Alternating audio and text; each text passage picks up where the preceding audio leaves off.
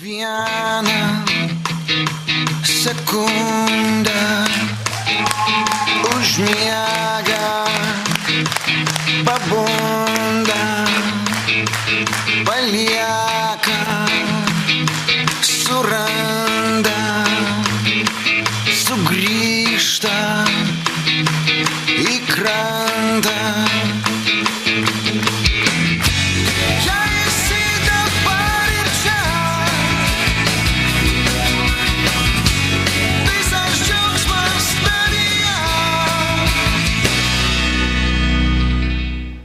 Sveiki visi, mėlieji, susirinkę čia į Litexpo parodos mokykla 2011 parodinę vaidybinės diskusijų laidos ne tik vaikam ir paaugliam diskusiją pavadinimu Kontrolinis mokyklai.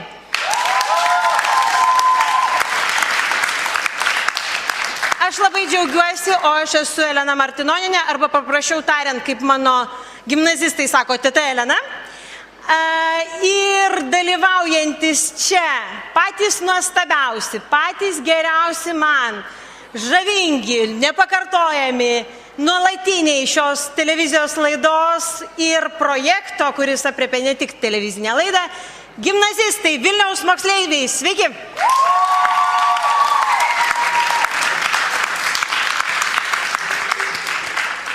Mūsų diskusija yra parodinė, bet ne tik dėl to, kad mes norime kažką parodyti, bet dėl to, kad jinai vyksta, kaip minėjau, mūsų parodoje, mūsų visų mokinių, mokytojų, mokinių, tėvų parodoje Mokykla 2011 ir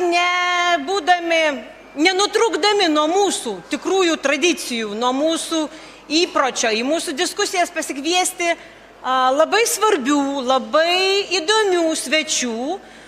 Na, mes, kaip nebūtų keista tokiai parodiniai diskusijai ir temai, pasikvietėme švietimo ir mokslo ministrą poną Gintarą Steponavičius. Sveiki.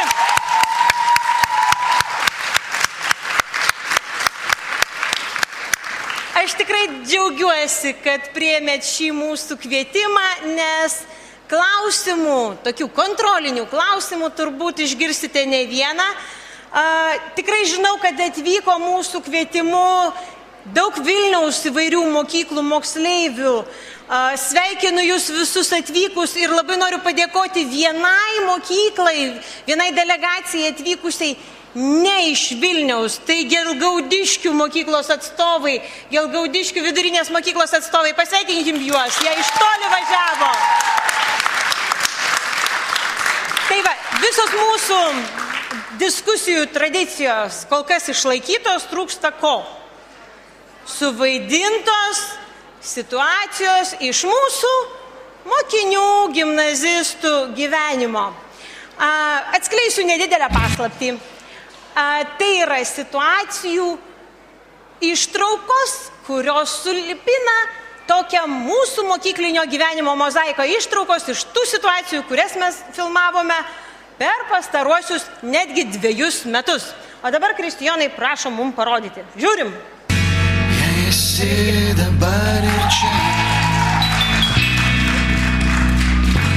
visas džiaugsmas tavyje. Nėra? O, gerai, nėra. Sveiki visi po atostogų. Tai dar neatėjo?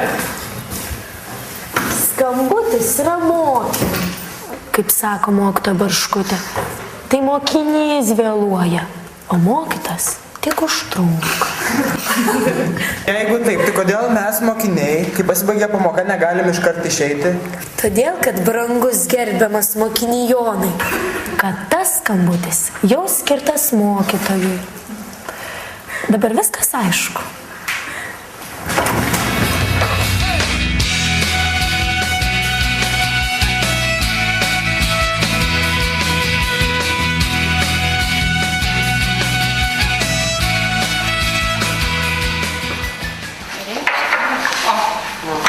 Modestai.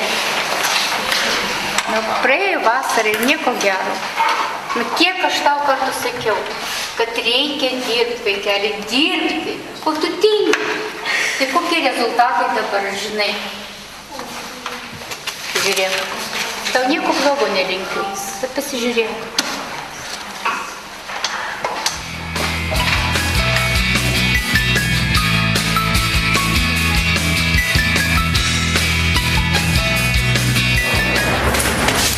Baikit laksyt, kas čia dabar jums čia? Stadionas jums čia. Per pertrauką turi visi pajudėti, čia mūsų teisė tokia yra. Kokia teisė? Tu aš tau parodysiu tavo teisės. Čia jums ne stadionas ir ne laukas, kad atsipalaiduotume. Rokai, darai tokias kvailas klaidas. Aš nestebiuosi. Kas tau yra? Visai nesusikaupi. Nesimokai. Man mokytai visi skundžiasi, mesgi pasikalbam. Taigi mokausi, aš tik atstumė visi manęs tie mokytojai. Stumė, aš tau pastumsiu, nepasakok, tu man pasako. Nemūk, ne karvė. Nu, kaip tu ten? Ai, normaliai. Taip pasako, mokykis, išmes tave, ten smukdai visos prestižinės gimnazijos pažymius. Šitų betų mokslų gerai įsiverčia, eina jie vis ten toli, aš va. Parodyti, čia tiek naktiniam klube užsidirba? Jo. Geras.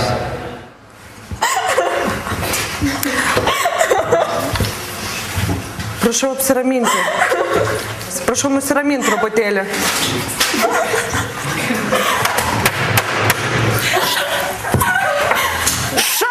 Nusiraminkit truputėlį. Pažiūrėkit, jūsų niekas neklauso. O tu mažiau protestuok, o daugiau savo energiją nukreipk į mokymąsi. Nesąmonė kažkokia. O tai jau man spręsti.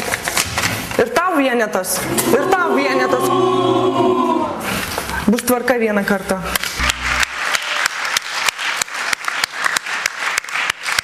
Ačiū visiems vaidinusiems, tikiuosi, bent jau tie, kurie pažino save prieš keletą metų filmuotus ir dabar filmuotus, džiaugiatės tuo. O dabar norėčiau paklausti, o gal tai čia tos visos situacijos, mozaika tokia jų, visiškai nepanašu į tai, kas vyksta mokykloje. Gal tai yra tiesiog nevykusios scenaristo, liguistos fantazijos vaisius. Būna taip ar ne, gali dabar ne į mikrofoną, o visi drauge, ar ten kiekvienas iš savo vietos. Tai būna ar ne? Būna, kažkaip girdžiu labiau, ar ne? Tai va, jeigu jau tai būna, kartais vaizdelis, kurį mes parodėm, yra labiau sutirštintas, kartais jokia scenaristo fantazija nesukurs tų juodų emocijų ir situacijų, kurios užklumpa gyvenime, ar ne taip? Na ir kadangi mūsų tema, jeigu Kristijonas mums paleistų dar antrą numeriuką, tai mes matytumėm kokia situacijos tema, čia kaip mokytojas, kad irgi temą prisiminčiau, taip? Kontrolinis mokyklai. Tai norėčiau dabar jūsų klausti, gal diskusijos pradžiai padės įsibėgėti gimnazistai, nuolatiniai dalyviai, o toliau visus kviečiu prisijungti, prieiti prie mūsų 2 mikrofonų, stokitės į eilę ir kalbėkit, nes kitaip mes nesuvaldysim visų jūsų nuomonių pateikimo viešumai. Noriu paklausti, tai jeigu kontrolinis mokyklai, kokį dalyką iš mokyklinio gyvenimo mums reiktų, pirmiausiai įvertinti?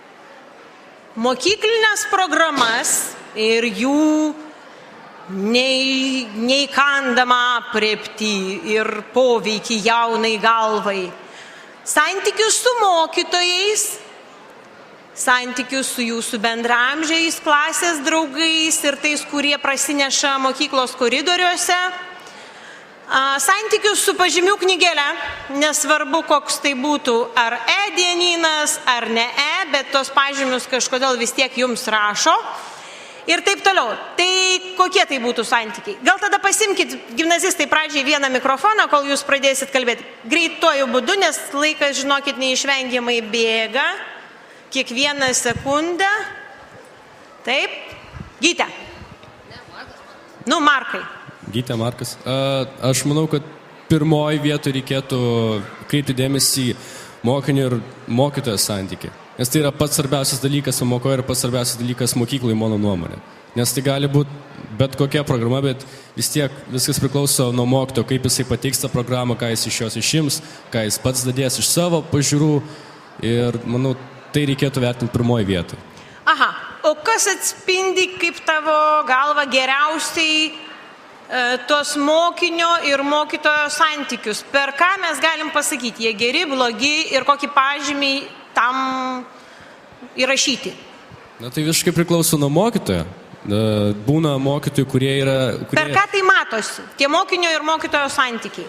Per pamoką, per pamokos eigą, kaip vyksta pamoka, kaip vyksta visas veiksmas pamokoje. Jeigu mokiniai pamokos metu tyli, taip kad girdisi, jog kaip musės skrenda, ar ne, mokytojai taip sako, tai čia visada reiškia, jog ta pamoka yra gera, geri mokinio ir mokytojo santykiai, ar ne?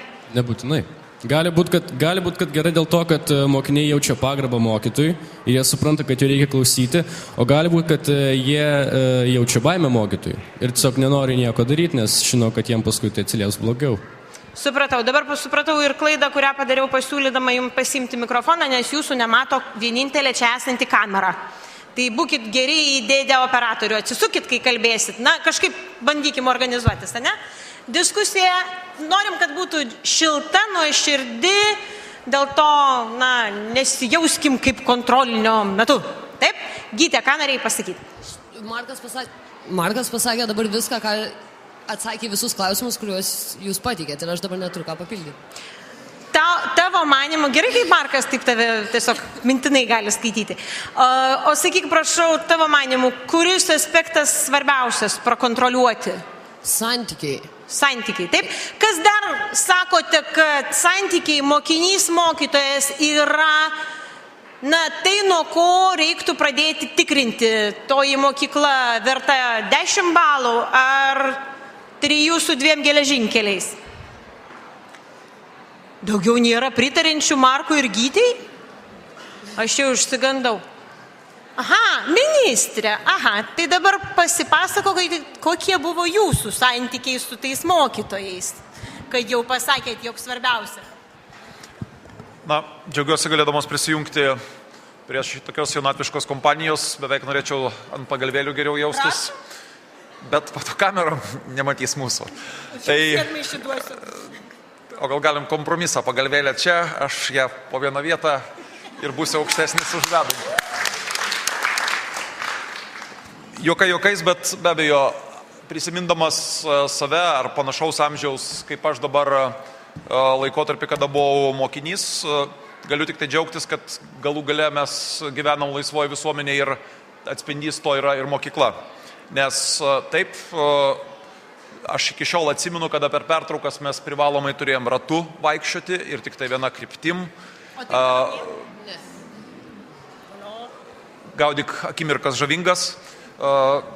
Dėl išvaizdos nuolatos turėdavau lankytis direktorės kabinete, nes jeigu tu turėdavai šukuoseną ir pankuodavai, tai dažniausiai tavo atžvilgių būdavo visokių strėlių. Tai aš galiu pasakyti dabar dėl to, kad kiekvienas esat daugiau ar mažiau savimi, individualus, tai yra didelė vertybė, kurią mes šiandien turime mokyklai. Bet aš be abejo prisimenu ir santykius su mokytojais. Ir man asmeniškai iki šiol yra įsiminę mokytojai ir kurie vežė, tai iš ties buvo tie, kurie stengiasi ieškoti ne vien to aš išdėstau ačiū viso gero, bet užmegzti santykį ir su mumis moksleiviais ir svarbu buvo, kad karts nuo karto būtų erdvės bajerį suskelt, iš ties humoro jausmas svarbus. Ir aš sakyčiau, buvo smagu matyti, kada mokytojas atėjęs į pamoką yra ne tik gerai pasiruošęs, bet sugalvodavo kažką naujo. Tai man atrodo ir dabar yra nemažiau svarbu, kad mokytojas žinotų, kad mano pareiga yra ne tik atidirbti 45 minutės nuo dūšios atidirbti, bet iš ties padaryti tai maksimaliai taip, kad nesinorėtų nosies krapštyti ar snausti net ir pirmam suolė sėdint. Tai kaip suprantu, ministrė, nesvajojote niekada būti mokytoju? Ar tokių minčių buvo? Prisipažinkit, prašau, nuoširdžiai. Aš asmeniškai turėjau kitas svajonės, kiekvienas jas sugalvojame, bet aš 10 metų esu atidėstęs universitete ir aš galiu laikyti, kad tai irgi yra panaši pedagoginė veikla ir aš laikau, kad tai yra įdomus, intelektualiai, aišku, sekinantis darbas, bet dar kartą galiu pasakyti, tai yra įdomu, nes pats tu gali turėti kaip mokytojas savo tobulėjimą, jeigu tu į tą procesą žiūri kūrybiškai. Gerai, dabar dar pabandykime apie tos mokinio ir mokytojo santykius pakalbėti, jeigu jau kontrolinis, tai juos įvertinti. Kiek balų, kaip jums atrodo, iš to, ką jūs žinot, savo patirties, nefantazuojant, rašytumėt tiem santykiam, kokie jie yra mokykloje? Gyte. Aplamai visiems mokytojams. Bendrai, taip. Vat kaip tu įvertintum dabar egzistuojančius, jeigu gali apibendrinti, mokinių ir mokytojų santykius? Kiek balų? Maksimum 6. 6. Kas daugiau negu 6 balus skirtų? Aha, daugiau. Kas daugiau negu 8 balus skirtų? Daugiau negu 8, tai 9. Aha. Gerai, o kas mažiau? Supratau, yra keletas, kurie ir mažiau. Aš jau nebeklausiu, kiek giliai mažiau, nes bijau, kad mes galime į kritinę situaciją papulti. Džiugai, kodėl mažiau? Nežinau, mane šiaip tiesiog mokytojai nemėgsta visi, tai aš su jais ir nesutariu. Tai, tu vaidinai ir dar neišėjai iš rolės, ar ne, aš taip suprantu? Aš nežinau, tiesiog taip gaunasi.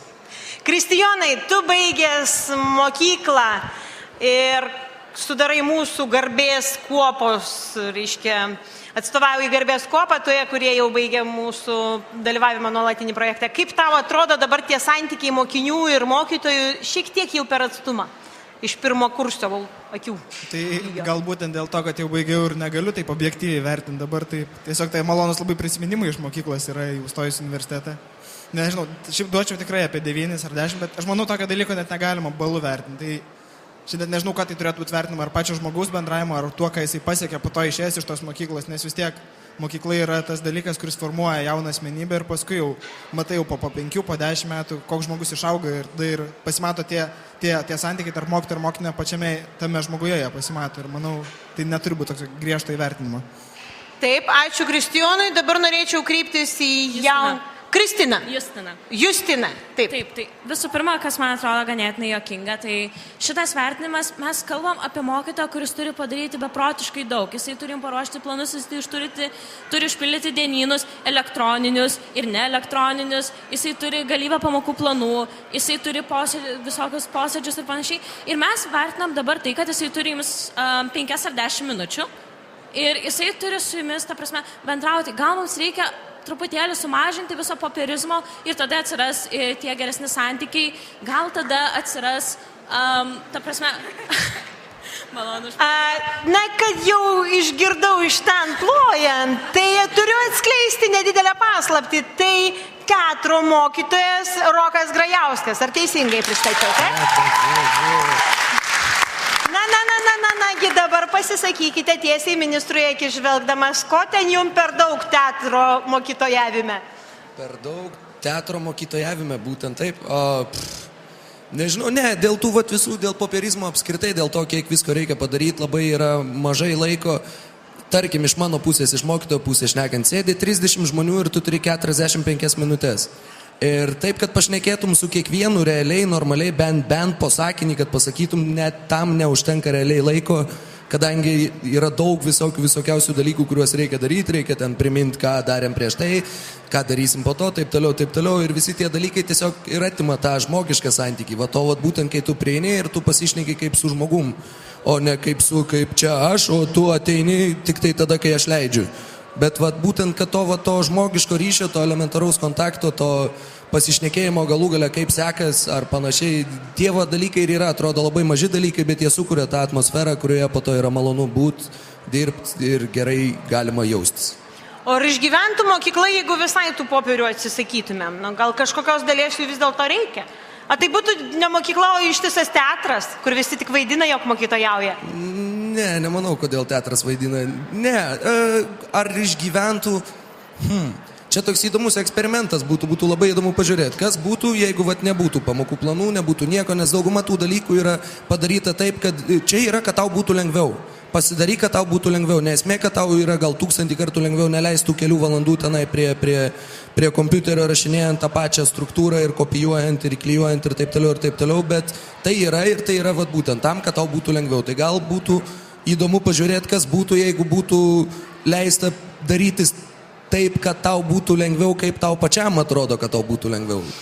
Kadangi eksperimento objektas vaikai, tai taip lengvai turbūt ministras čia neleistų eksperimentuoti, ar ne? Nes vis dėlto jaunoji karta auga. Jūsų komentaras. Aš tai tikiu mokykla be popierių ir prasmė yra išties pačiame bendravime daugiau, o ne, sakykime, formalių reikalavimų tvarkingai ten į aplankus ar spintas susektuose popieriuose. Ir todėl galiu pasakyti, kad pirmą kartą per 20 metų mes revizavom visus popierius, kiek mokyklas liečia. Prieš 3 metus, kada pradėjau dirbti ministrų, suskaičiavom 140 buvo. Tai dabar daugiau kaip pusė mokyklas liečiančių dokumentų yra arba panaikinti, arba mes pasakėm, mokykla sprendžia pati, ką jūs norit pildyti ir ne. Ir žinot, jauniems žmonėms aš noriu pasakyti, kas atsitiko. Apie pusę mokyklų ir toliau pildo tos popierius. Nes yra įpratę, mano, kad taip ramiau. Dar galvoja, kad ateis kažkas priekabiaus prie spintos, o ne prie proceso, kaip vyksta pamokos. Ir aš žmogiškai tikrai liūdnai stebiu procesą tose mokyklose, kur vadovai sako, jūs ten tos protokolus ar kitus dalykus pildykit. Bet yra, kas pozityvaus, pažiūrėkite, turbūt apie 500 mokyklų Lietuvoje jau yra atsisakę popierinių dienynų, yra pereita prie elektroninio formato ir net nebereikia to dubliuojamo darbo daryti. Ir kasmet šimtais per paskutinius 2 metus mokyklų naujų įsijungia ir tikrai vyksta judėjimas į priekį. Teisingai ir teatro mokytojas sako, baigdamas akcentuosiu, mokytojų padagumų internete turi būti padarytos įvairiausios platformos, kad tu galėtum tik tai savo ten išsirankiot taškiukus, susidėti ir savo adaptuoti. Ir tikrai tokių visokių priemonių, kuo toliau, to daugiau atsiranda, kad ir šita paroda, kur mes čia esam, yra geriausias to patvirtinimas. Turbūt beveik visi čia esantys, vieną sekundėlę, mokiniai jau patiria tą džiaugsmą elektroninis dienynas, kurį tėvai gali net per labai didelius nuotolius, net būdami Londone, Paryžiuje ir Marselėje. Bet ir tėvai patiria džiaugsmą. Taip, kontroliuoti. Laimingi? Kam patinka elektroniniai dienynai iš mokinių? Aha, ne mokinys. O kam nepatinka? Išdrįsit pakelti rankas? Yra. Ačiū Vaidiliai už drąsą, nors įtariu, kad ne visi kėlė, kad patinka, tai vadinasi... Gal ne visi dar turi? Ne visi dar turi. Gerai, o dabar apie žinias, nes Kristijonas čia užsiminė, kad atsiradus jau nedideliai, bet jau distancijai su mokykla, pradedi vertinti tam tikrus jos duotus dalykus. Kaip jum atrodo, nes, tarkim, prieš keletą dienų šioje salėje vykusi diskusija apie mokytojus, apie jų kūrybiškumą, nekartą linksniavo žodį krūviai. Ir vieni sakė, vaikai mokosi per daug, mes juos turime išmokyti labai daug dalykų. Kiti sakė, ne, mokykla turi mokyti, mokykla yra ne pramogų parkas, o žinių, kalvė, ne kalvė, bet žinių bazė, tai tas žinias ir turim suteikti. Dabar kaip jūs vertinat tai? Santykis su žiniomis. Labai daug tenka mokytis, ar ne? Prašau paimti mikrofoną. Norit kalbėti, prašau? Pasisakyk, prašau, vardą.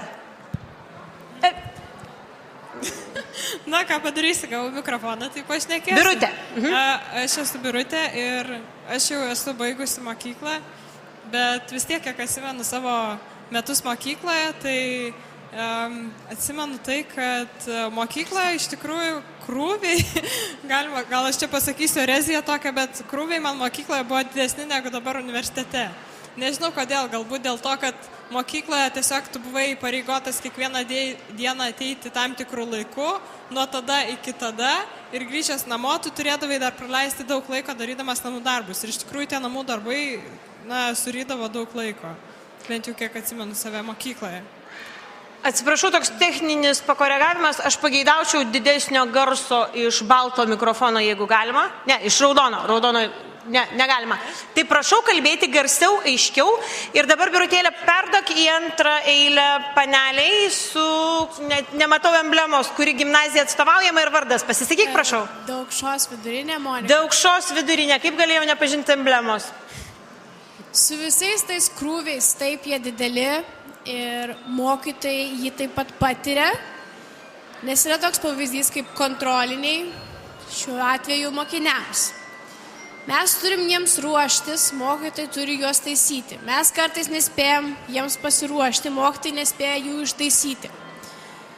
Ir kas mane labiausiai erzina, ir tikriausiai 90% čia esančių, yra toks žodis kaip savarankiškas darbas arba apklausa. Ir tai nesiskaito kaip kontrolinis, bet galbūt tu, taip sakant, jeigu mokytojas nespėja ištaisyti tavo kontrolinio tą dieną, o su nepadarai namų darbų, tai čia mano nuomonė gaunasi beveik tas pats. Tai yra mokytojai gudrauja žaisdami savokomis, taip? Ir atlieka kontroliuojantį veiksmą, pavadindami jį skirtingais vardais, ar ne? Ir to apeidami kai kurių valstybės institucijų nurodymus, kad daugiau kaip kiek kontrolinių per parą negalima? Per parą? Taip, mokslo dieną. Yra rekomenduojama, kad daugiau kaip vieno neturėtų būti, bet ar būna daugiau sprendžia pačios mokyklos taip, kaip susitariama dėl svarbiausių, sakykime taip, atsiskaitimo formų turi būti išdėstyta ugdymo plane, kad tikrai tai būtų racionalu ir kuo patogiau tiem patiem mokiniams. Ar jūs, kaip mūsų pasisakiusią ką tik pašnekovė, taip pat erzina, pritarkit gal plojimais ar baubimais, tai, kad iš tiesų vyksta ta manipuliacija savokom, kontrolinis, savarankiškas darbas, 5 minučių testas, trunkantis 30 ir panašiai. O gal aš galiu kitaip paklausti gimnazistų? Žiūrėkit, o ar jūsų neerzina ne kiek tai, kiek yra kontrolinių ir kas yra, o labiau klausimas yra, kas jūsų reikalaujama? Ir ar nėra kartais jums jausmo, kad mokotės dalį dalykų, kurie jūs tik tai iškalsit ir atsiminsit labai ribotą laiką. Ir tam yra daug įdedama pastangų, kurios iš esmės ilgalaikiai perspektyvoje yra pastangos pro šalį. Sureaguokite, kaip tai vertinate.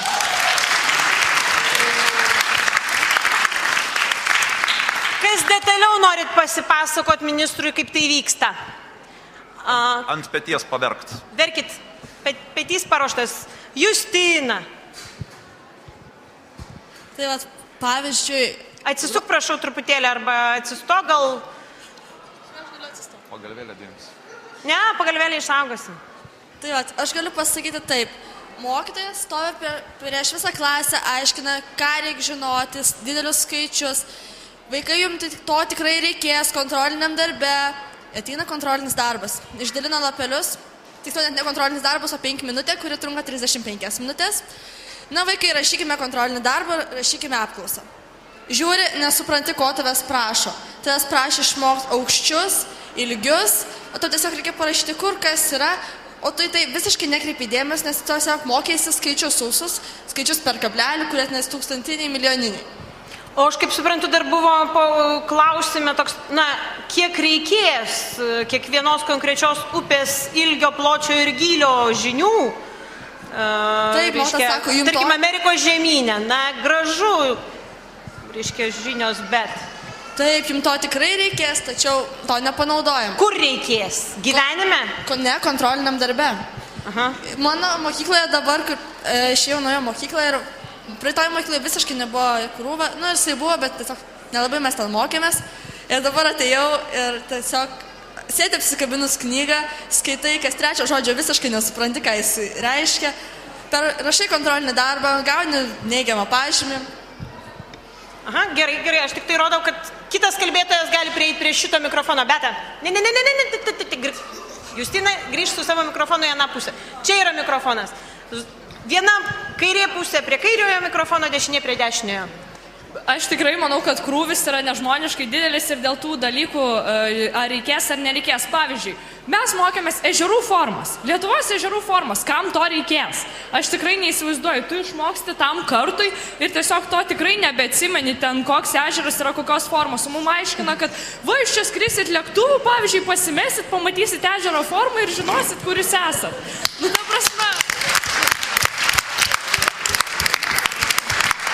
Aš suprantu, bet Lenkijoje ką tik nutupdė sėkmingai lėktuvą, bet, nu... Bet ne ant ežero. Bet ne ežere, tai... Žinot, kas yra pats sėkmingiausias dalykas? Šiandien per filmo Ateities laboratoriją peržiūrą mes paskui turėjom diskusiją ir aš išgirdau žiauriai įdomią informaciją. 90% dalykų, kuriuos jūs išmoksat mokykloje, bus pamiršti po 2 metų, kai jūs ją baigsite. Tai esmė, aš asmeniškai atsirenku, ką mokysiuos. Man nereikės nei biologijos, nei chemijos, nei fizikos ir aš leidžiu savo to nesimokyti. Ta prasme, tai, ko man reikės, yra istorija. Tai kodėl aš turiu 6 valandas dar švaistyti tiem dalykam, kurių man tikrai nereikės. Man užteks normalių... Galiu nesutikti truputėlį. Prašau. Bulvės šeimai virsi? Virsim. Virimas su fizika susijęs? Bet mes kalbam... Taip, bet... Mišrainė su chemija. Taip, bet čia yra... O vaikų auginimas su biologija. Bet čia yra elementarios žinios. O kai mes jau pradedam aiškintis ten visas tas vingrybės, pripažinkit, nu kam to reikės? Kiek žmonių, kurie mokysis filologiją, kuriem žmonėm reikės chemijos? Filologam chemijos. Vaistų šeimai nepasiūlysit. Tai tiesiog va, tas ir yra, kad mes... Ar nėra pikta tiesiog, kad tai neturi praktinio pritaikymo? Žinios nėra orientuotos į tai, kas bus naudojama gyvenime? Aš noriu prieštarauti. Egle, pasikelk mikrofoną, nevark, nekompleksuokit.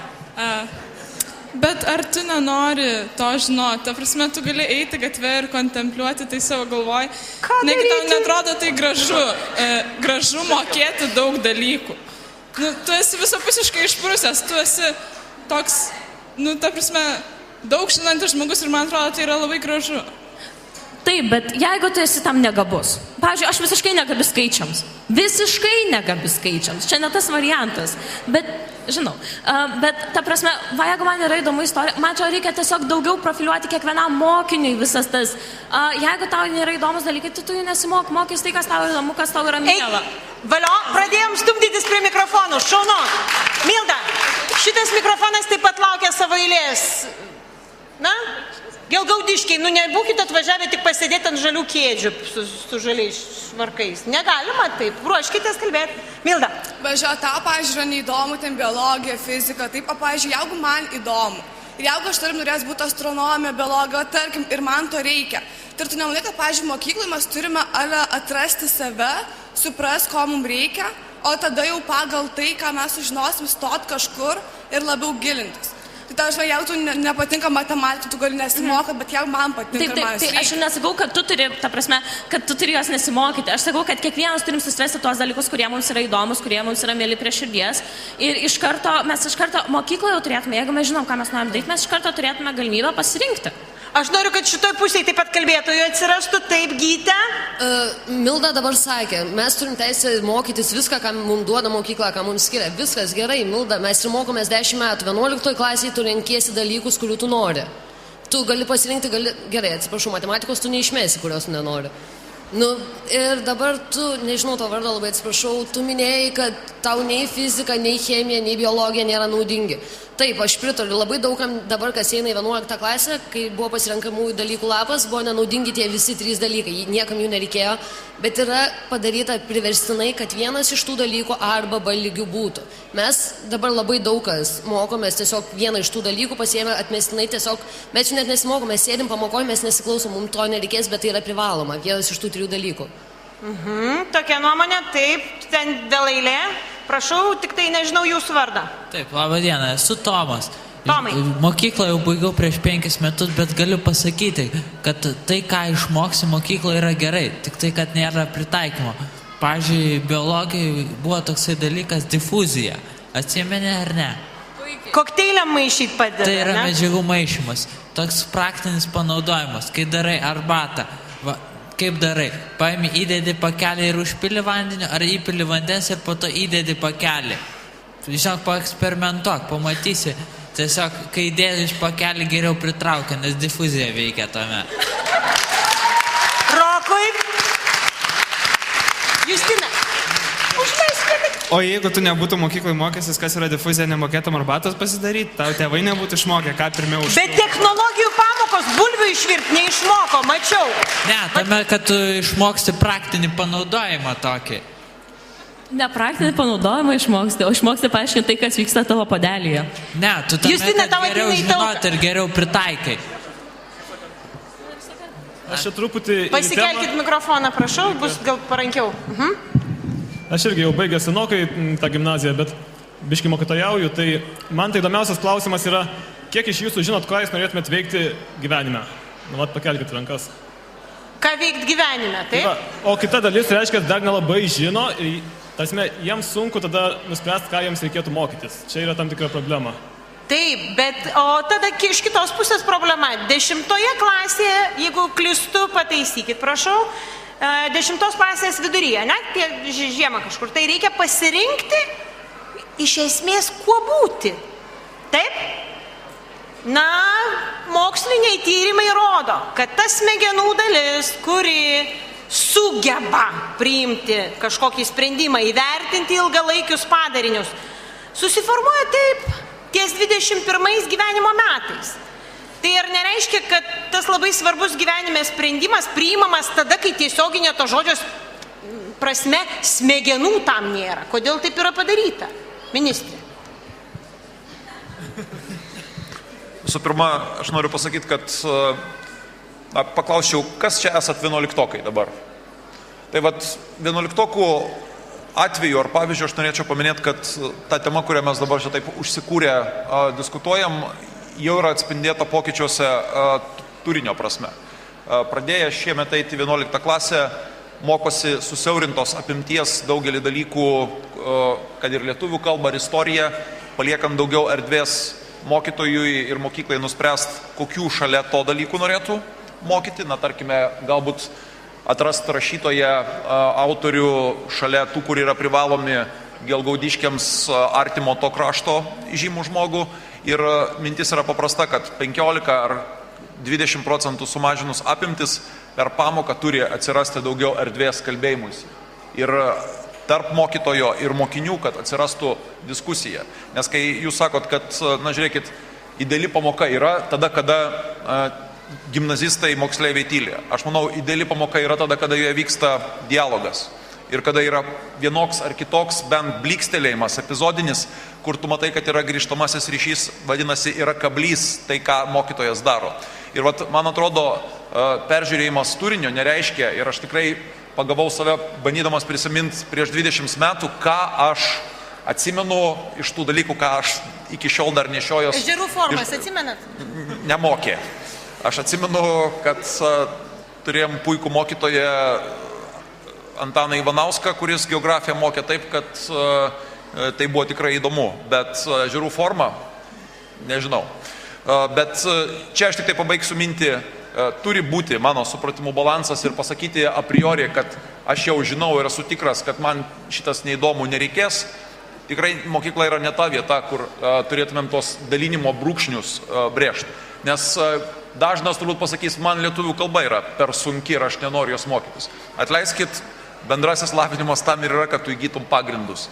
Ir kuo vyresnė klasė, erdvės tavo apsisprendimams per aiškinimąsi, per dialogą, o ne vien iškalimą, turi būti. Ir vat to balanso atradimas dabar tie pokyčiai turinio prasme ir yra prasidėję. O aš matau jau pagalbę skraido, tai aš nustoju kalbėti. Gerbiamas jau pilnametį, užleiskit. Ne, aš dar norėjau pasakyti. Apie difuziją, prašom. Taip. Ne, apie difuziją nieko nesakysiu, bet tiesiog jaunimą orientuoti į tikslą ir mokykloje žmogui išmokyti laiko planavimo. Nes jaunimas daugias laiko neplanuoja. Tai tiesiog išmokit, kad ryte išsivalai dantis, kad turės gerą poveikį, kad būti jau pasiruošęs mokyklai, kad paskaitai temą, kad žinotum, ką klausia tavęs. Ar teisingai suprantu, kad suaugę turi pareigą augančią kartą išmokyti tam tikrų dalykų? Patinka, kad laiko planavimą žinotų. Na, laiko planavimo, kažkas gali galvoti, kad kitkas yra svarbiau, bet suaugę turi pareigą mokyti vaikus, kad juos užaugintų, taip? Supratau. Gerai, užleiskit, prašau, mikrofoną. Daugšos mokyklos. Labą dieną dar kartą. Aš gal šiek tiek grįžtų prie buvusios temos dėl to krūvio perkrovos. Mokiniai nesirenka 11 klasiai. Pats pirmas pasirinkimas yra jų antros kalbos, kas man buvo 6 klasė ir aš dar neturėjau žalio supratimo, aš noriu rusų, vokiečių ar prancūzų. Ir už mane pasirinko tėvai. Ir aš dabar mokinuosi rusų, bet aš beveik nieko nesuprantu.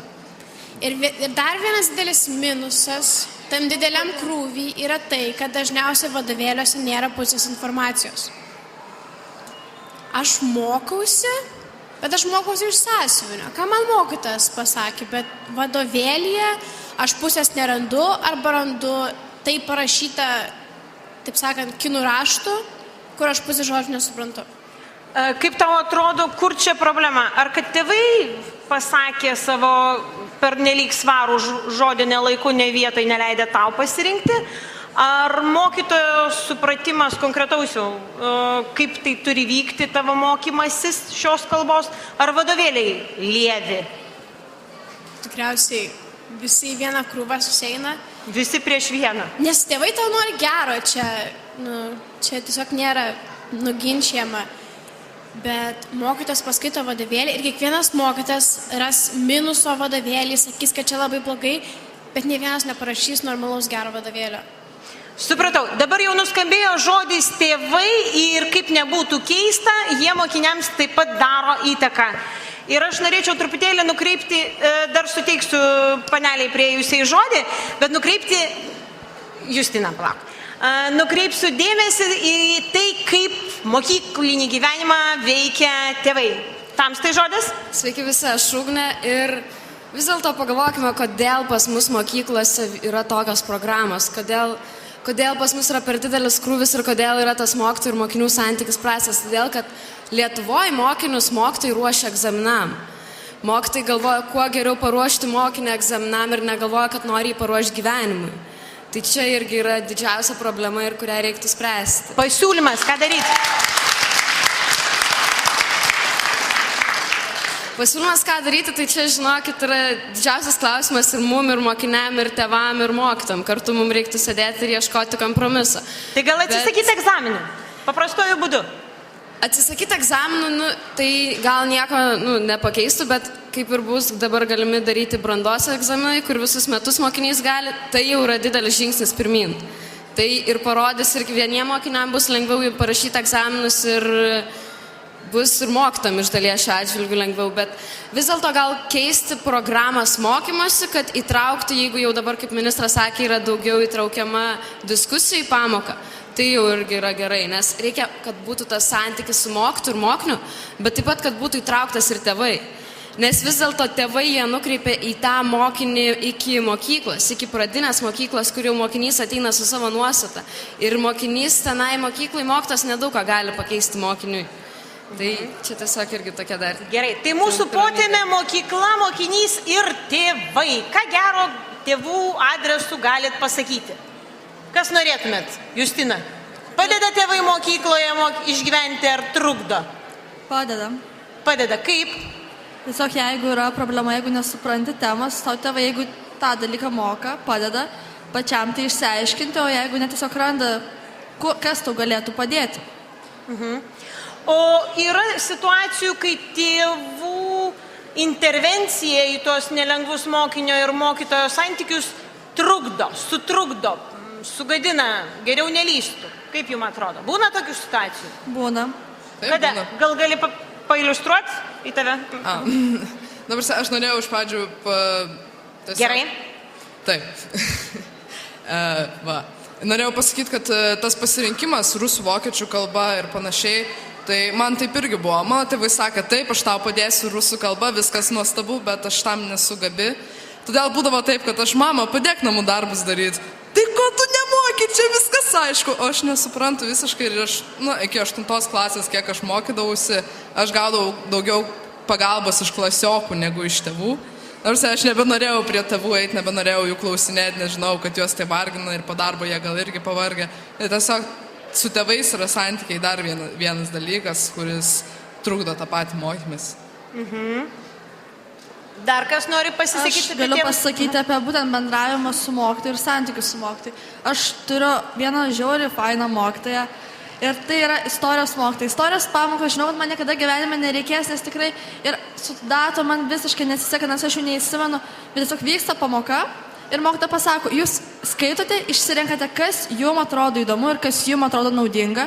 Tai trunka 10 minučių ir paskui likusią pamokos dalį visi dalinamės, kas kam įsiminė ir visi tiesiog išmoksta ir iš kontrolinių gauna gerus pažymius. Bet tau patinka toks mokymosi būdas? Toks mokymo būdas, kai tu su mokytoju bendrauji ir su mokytoju aptarinėjai, tai yra tikrai padeda. Bet kai mokytojas tau liepia perskaityti 40 puslapių per visą trimestrą ir paskui trimestro gale jis tavęs pradeda klausinėti iš tų 40 puslapių sausų šnekų, tai... Tokiu būdu netgi ta, kaip tau atrodo, nereikalinga istorija tampa visai nebloga tavo istorijos dalimi, taip? Taip. Supratau. Taip. Tai tame, kad kai mokydavausi aš, tai atsimenu, kad buvo įdomus faktai. Pavyzdžiui, iš matematikos atsimenu, buvo įdomu, kaip ištraukti šaknį iš -1. Pavyzdžiui, iš geografijos buvo įdomu, pavyzdžiui, posakis, keliavau po Europą ir mačiau vieną baltą maltą varną. Supratau. Kiekvienas turim įdomių savo dalykų mokykloje. Gal apie tai ir pakalbėkim dar. Tai visų dalykų, pavyzdžiui, atrasdavai įdomių dalykų. Pavyzdžiui, fizikoje buvo įdomu, pavyzdžiui, toks dėsnis buvo, kai tenaus, kaip atsukti, nenaudojant jėgos, buvo konservuota ta. Ten buvo atsakymas, kad reikėdavo tam pagal formulę tokia ilga, kad pašildžius slėgis sumažėja ir taip atsidaro. Taip, ministrė. Tai aš tik noriu pasakyti, kad nepabėgtumėm nuo temos apie tai, kad visas mokymosi procesas yra dėl egzaminų. Tai naujos programos, ką dabar 11 klasės pradėjo mokytis, tai iš to išplaukia ir pakeistos egzaminų programos. Tai vadinasi, tiek, kiek yra susiaurėję ir to kalimo dalis mažėja ir per egzaminus keisis užduotis taip pat.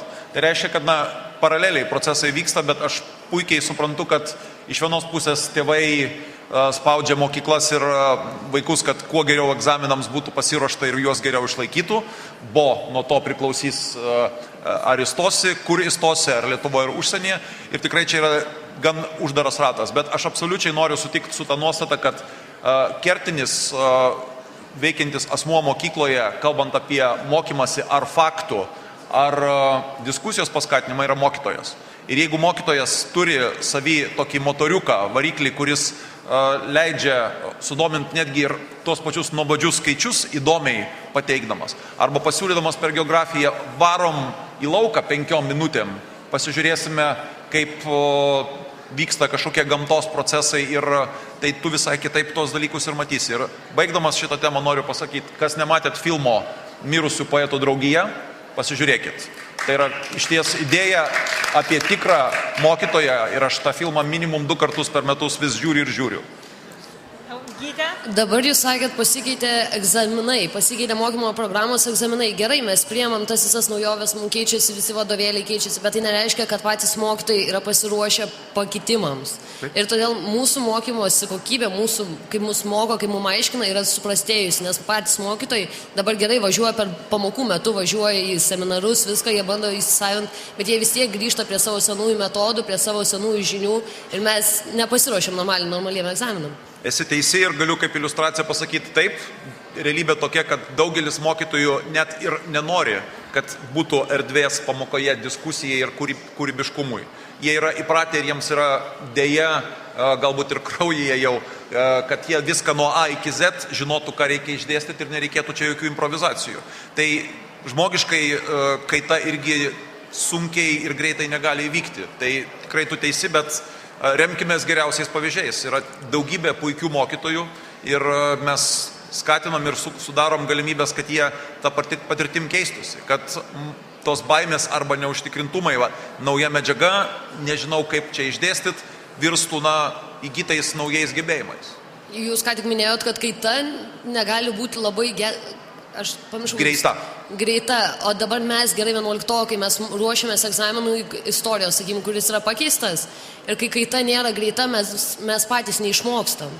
Jo, bet šiuo atveju 11-okai dabartiniai pradėję mokytis 11 klasiai, jie tik tai po 2 metų laikys tą naują egzaminą. Dabartiniai 12-okai egzaminai, kokie buvo paskelbti, užduotis jie nesikeis. Ir čia tikrai teisėti lūkesčiai, kas 2 metus žinot, kokios žaidimo taisyklės išlieka. Nu, tikėkime, kad bus gerai.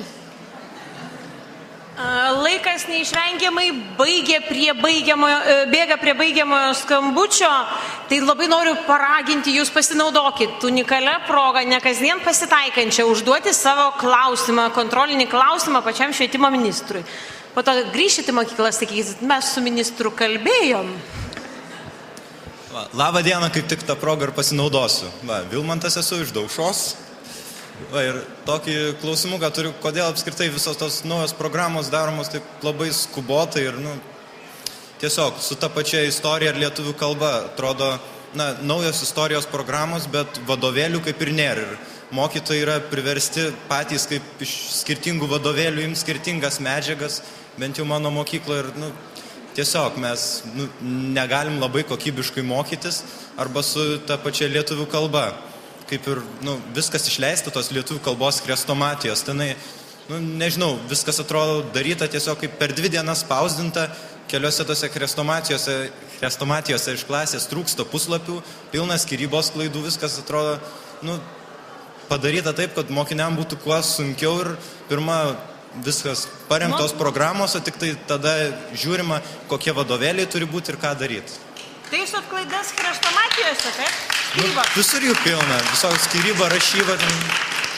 Džiaugiuosi, vadinasi, mokomi neblogai. Aš pats šiuo metu esu įsibėgėjęs kaip tik 11 klasės chrestomatijas skaitau su malonumu ir man atrodo gerai, kad privalomos išmokti apimtis. Literatūros yra susiaurėję tiek ženkliai, kad gali tai suskaičiuoti ne vieną, o turbūt 10 valandų. Ir paimkite tą patį Česlovą Milošą ir tikrai yra dabar keli eilėraščiai, galbūt vienas esė, daugiau erdvės tikrai yra dalykams taip, mokytojams patiems sugalvoti, kokių dar norėtų įtraukti autorius į programą. Bet aš laikau, kad tai yra gerai. Dėl skubėjimo, taip, dėja skubėjimo yra, bet mes 10 metų nepadarėm savo namų darbų. Ir pažiūrėkite, kodėl mes pasauliniu mastu esam tik vidutiniokai viso labo. Kodėl mes esam labai geri, kada reikia atkartoti, pavyzdžiui, lietuvių kalbos mokėjimas 15-mečio amžiuje, bet mums sunkiau sekasi interpretuoti ir savarankiškai vertinti. Tai mes neturime tiek daug laiko, kad dar atidėlioti ir klaidas, ko gero, turėsim taisyti pakeliui, o pagalba, kiek jos reikia, įsibėgėjant mokslo metams ir mokykloms ir mokytojams tikrai ateina. Suteikiu žodį Gelgaudiškio atstoviai. Sveiki visi, manau jau mums pribrendo klausimas jūsų ir norėtume pasisakyti, jog Gelgaudiškio vidurinė mokykla yra pati seniausia Zanavykiaus mokykla. Šioje mokykloje yra viena problema, mes turime per mažai mokinių. Mes nesukomplektuojame 2 11 klasių, bet šioje mokykloje mes pastebėjome, jog mes su mokytojai sutarėm labai gerai. Mes neturime jokių nusiskundimų. Mes galime išsakyti savo nuomonę. Išskyrus turime vieną problemą. Neturime mokinių skaičiaus. Iš tikrųjų, kai mūsų yra mažiau, mokytojas gali su mumis daugiau padiskutuoti. Mes visus klausimus įsprendžiam, kurie mums kyla. Jie atsako visus klausimus. Ir mes tiesiog visai bandom kovoti su tuo, kad turėtume gimnaziją, kad galėtume išlikti mokyklą. Tai gal mums galėtumėt patarti, ką mums daryti.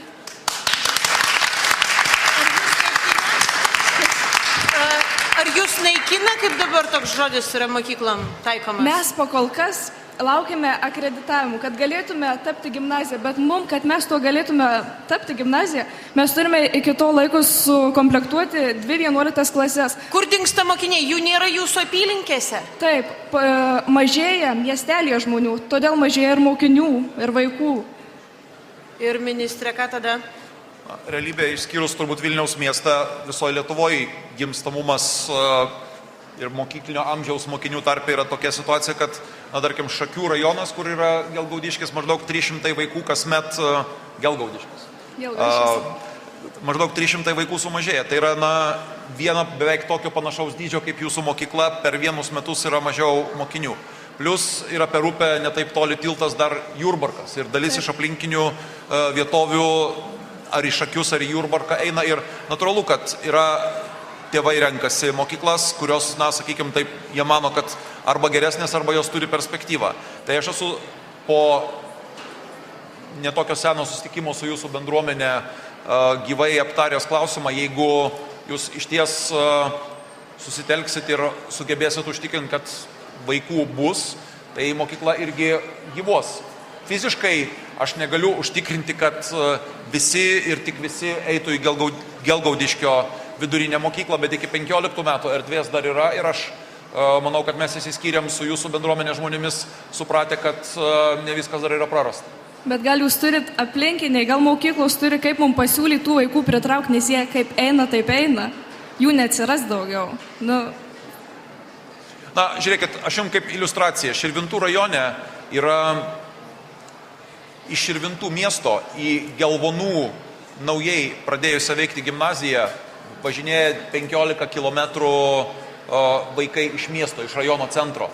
Tai pasinagrinėkime konkretaus mokyklos atvejo sėkmės istoriją. Jūs pamatysite, kad kaime tokias sėkmės istorijas galima kurti neblogiau ir tikrai nemanau, kad jūs turėtumėt jaustis kažkuo blogesni. Jūs turit turėti savo ambicingą planą, kaip judate į priekį. Ir dar daugiau, aš tikrai nesivadovauju nuostatą, kad jeigu nebus 2 klasių, parengimo lygis bus prastas. Bet iš ties, jeigu mažėja per visą rajoną vaikų, natūralu, yra ne tik tai Gelgaudiškio situacija, bet tada tuštesnės kitos mokyklos tam pačiam rajone. Ir tada savivaldybė priima sprendimus. Ačiū.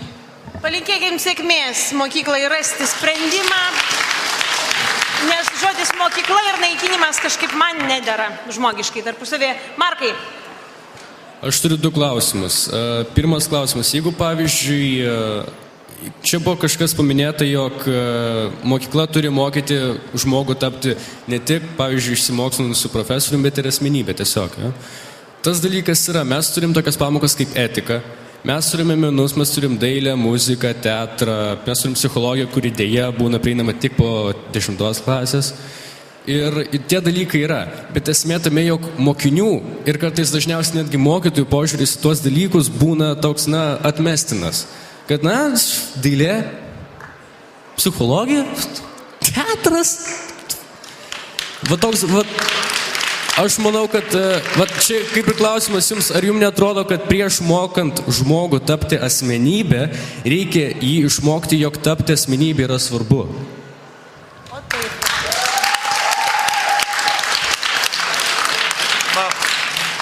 Mes jau šiek tiek užkabinom šitą temą.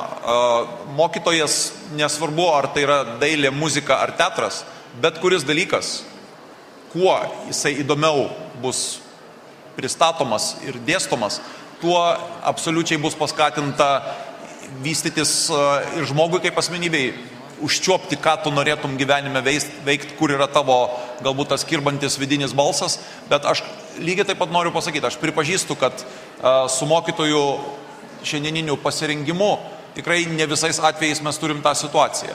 Mes matėm čia ir iš jūsų reakcijų pakeltos rankos, kaip santykius vertinate, čia yra viena medalio pusės atspindys, bet aš dar kartą noriu pasakyti, paraleliai ir žinios yra diegiamos ir asmenybė yra ugdoma. Tai nėra vienas prieš kitą ir neturėtumėm dabar čia užsimti dalykais, kurie spėliotumėm čia višta ar kiaušinis pirmas.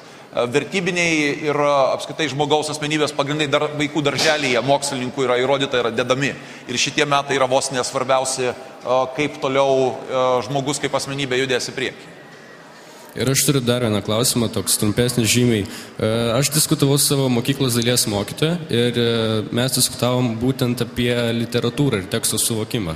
Ir tiesiog išėjo toks argumentas, kad gaunas taip, jog, pavyzdžiui, 10 klasės kursas būtent literatūrai yra visas persmelktas lietuvių literatūra. Visi lietuvių ten autoriai, žymiausi ir nežymiausi. Bet mano nuomonė yra tokia, kad reikia daugiau įdėti kažkokios tai užsienio literatūros. Identifikavo su Lietuva ir jisai, jeigu jo tekstus skaitai, tu tada supranti, kad tai yra pasaulinio masto asmenybė ir tekstus rašo, kurie, Dieve duok, kiekvienam dar mūsų juos suvokti ir suprasti, kiek ten sluoksnių įvairių persidengia. Bet aš sutinku, bet tai yra lietuvių kalbos ir literatūros dalykas. Ir tu negali sakyti, kad mes vietoj lietuvių autorių ten įdedam, sakykime, kitus dalykus, bet aš sakyčiau, per užsienio kalbas ne tik kalbos mokymasis, bet ir, tarkim, ar tai būtų anglų kalba ar rusų, galima galvoti ir užkabinti tame tarpe tuos autorius, kurie galėtų išplėsti irgi akiratį ne vien užsisiklinant ties lietuvių literatūra. Bet jie nėra užkabinami. Klausčiau, ar aš save prisimenu, per rusų kalbą buvo puikiai mokytoja, aš būtent tada ir Dostojevskį, Aną Kareniną perskaičiau, Tolstojų, Aną Kareniną, Dostojevskio Nusikaltimas ir bausmė, nes buvo tam erdvės. Tai galėčiau tik sakyti mintis, kuris čia skambėjo. Nėra ir nebus taip, kad ministerija ar valstybė mokyklai padiktuos nuo A iki Z, ką ji turi daryti. Mes kaip tik vadovaujamės nuostatą, kuo savarankiškesnė ir atsakingiau nebijanti dirbti mokykla su mokytojais ir vadovais bus, kuo labiau dialogas bus klausiant, ko reikia ir mokiniams, ir tėvai ko nori, tuo rezultatai bus geresni. Nėra recepto. Iš viršaus nuleidai ir visi tirsena nuleistom galvom, rezultatas kaip taisyklė būna priešingas. Bet švietimo programą darot jūs. Tai gal... Taip, bet švietimo programoje aš paminėjau, kad paliekama erdvės nuspręsti mokytojui ar geografijos, ar istorijos, ar literatūros dalim pateikti papildomus dalykus kontekstui, kas yra Šakių rajono, Vilniaus miesto istorijai, geografijos ar literatūros daliai. Ir aš manau, kad mes atrastumėm, kad ir 400 metų universiteto Vilniaus istoriją žiūrėdami, kad mokytojas besidomintis tuo tikrai pridės pasaulinio masto dar figūrų, kurios gal ir nėra privalomai programoje. Aišku.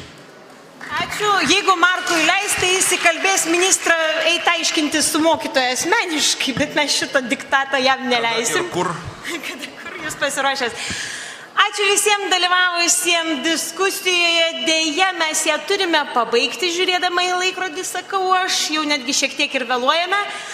Noriu nuoširdžiai padėkoti gerbiamam ministrui už tai, kad atvyko ir nediktavo, kaip ir kas turi būti mokykloje ir jūsų klasėse, ir jūsų požiūryje į mokyklą, o pasiūlė mums tai, kas yra svarbu - dialogą. Mes kalbėjomės. Na ir viena iš kalbėjimo būdų, tai yra mūsų vaidybinių diskusijų laidų rinktinė. Mes norime padovanoti ministrui, dėkodami už tai, kad jis pas mus atvyko. Ačiū labai.